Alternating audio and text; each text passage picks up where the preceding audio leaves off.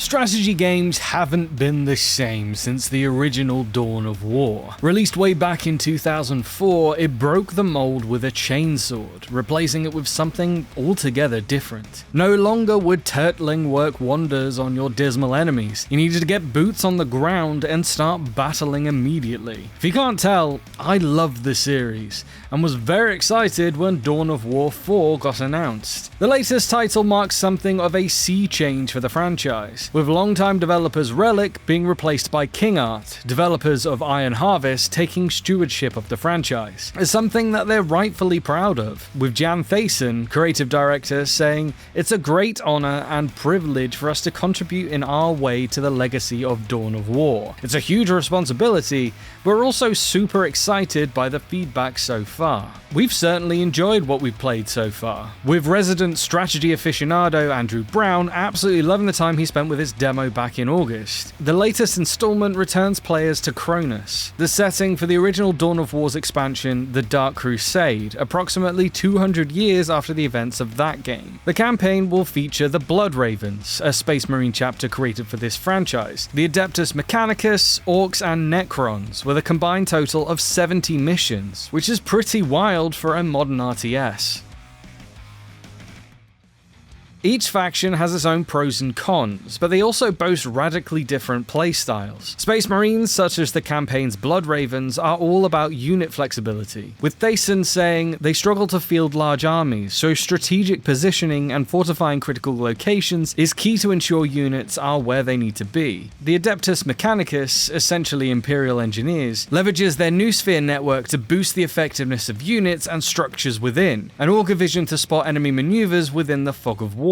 Creating large interconnected bases enables the Adeptus Mechanicus to field powerful vehicles and enhance their relatively fragile infantry. The mention of large bases is interesting, placing Dawn of War 4 in the lineage of the original game rather than its sequel. Orcs, everyone's favourite football hooligans, are far more about strength and numbers than anything particularly advanced. Thaysen noted that they're capable of easily sweeping opponents away in an unstoppable green tide, despite their individual weakness. Essentially getting your wow on promises to be as entertainingly chaotic as it's always been. Finally, we have the Necrons, robotic skeletons that have woken up from a 60 million year nap and have gotten a right narc on. Their playstyle is defined by their slow but extremely hardy units, which regain HP over time. They gain their strength from the power matrix, which Thaysen says is represented as a terrain effect that spreads from their structures and boosts their unit's HP recovery even further. With 4 different factions available at launch, the question of balance necessarily comes up, and King Art appears to be taking it appropriately seriously. Thaysen notes various strategies that players will be able to use when playing as and against the various factions. For example, the Necrons are weakest at the start of the game. Defeating them requires a speedy advance lest you be crushed by their slow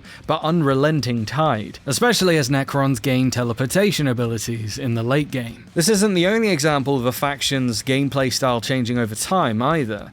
Orcs will have the option to go full green tide in the late game, or specialize with more expensive elite units. Each faction will also have access to unique stratagems, off-map abilities that can turn a losing battle around. You can expect them to handle slightly different in both single-player and multiplayer modes. Thaysen says that the team's approach to balancing focuses on a game that feels faithful to the Warhammer 40,000 universe, while still having a fair multiplayer experience. To achieve this, the factions are balanced differently between the game modes, to ensure each faction feels as lore accurate as possible in the campaigns while being more even-handed in multiplayer. As you'd want from a Dawn of War game that follows the lineage of its predecessors, there's not too much busy work to do. The team wants to create gameplay that feels authentic to the fantasy of each faction within the Warhammer 40,000 universe rather than strict genre convention, which means that streamlining is required. For example, the Space Marines won't have to use worker units to construct buildings. Instead, they will be dropped fully formed from orbit. The main thing that the game is trying to avoid, according to Thaysen, is a reliance on micromanagement or Twitch reactions. So StarCraft, this ain't. Players will be able to upgrade units to give them more modular control over their troops, too. So the main theme appears to be one based around long-term strategic planning, rather than being able to turn on a sixpence. As with previous Dawn of War installments, multiplayer is also also a strong focus with Dawn of War 4. The Last Stand, a Horde mode, is set to make its return, as will 1v1, 2v2, and 3v3 multiplayer battles. If King Art does a good job, and they seem to have so far, we may well end up with a new RTS multiplayer favourite. It's certainly an ambitious vision, and one that we'll be keeping an eye on with a lot of interest. So, will you be playing this Warhammer Tactical Juggernaut? Have you played the previous titles, or will it be your first time fighting in this grimdark universe? Let us know, and stick with GamesRadar for everything on the biggest titles of 2026.